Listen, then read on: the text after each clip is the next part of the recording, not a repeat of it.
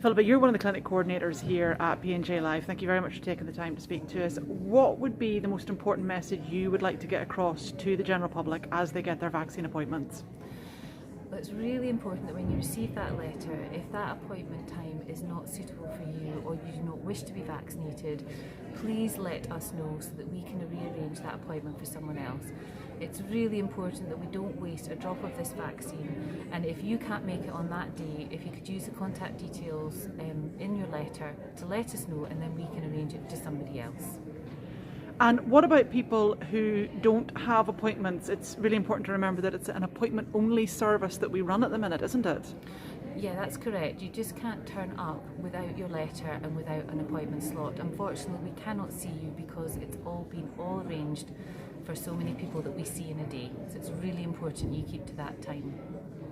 Now, there's certain steps that people can take to make things a little bit more straightforward. If someone's suffering from diabetes, for example, what would the advice be to them before they come for their appointment? Really important that when you come for that appointment, you let us know that you're diabetic, just so that we're aware that you have that condition. And also really important to have had plenty to eat and to bring anything that you normally carry with you for your diabetes with you on that day, just so that we can make sure that you have your vaccine safely and that you recover well. And the having something to eat message is actually really important for everybody, isn't it? Because it's possible for any of us to become lightheaded after vaccination on an empty stomach.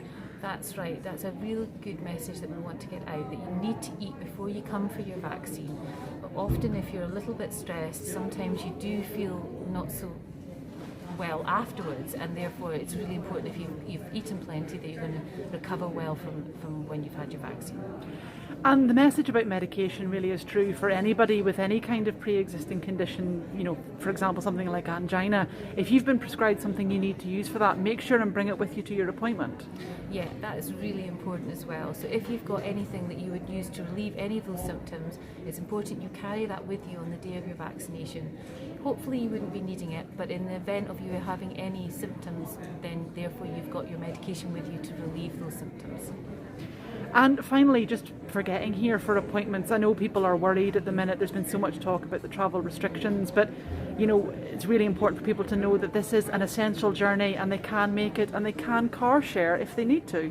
Yeah, that's correct. It's really important that you are allowed to come for your vaccine and that you don't miss it. It's an essential journey.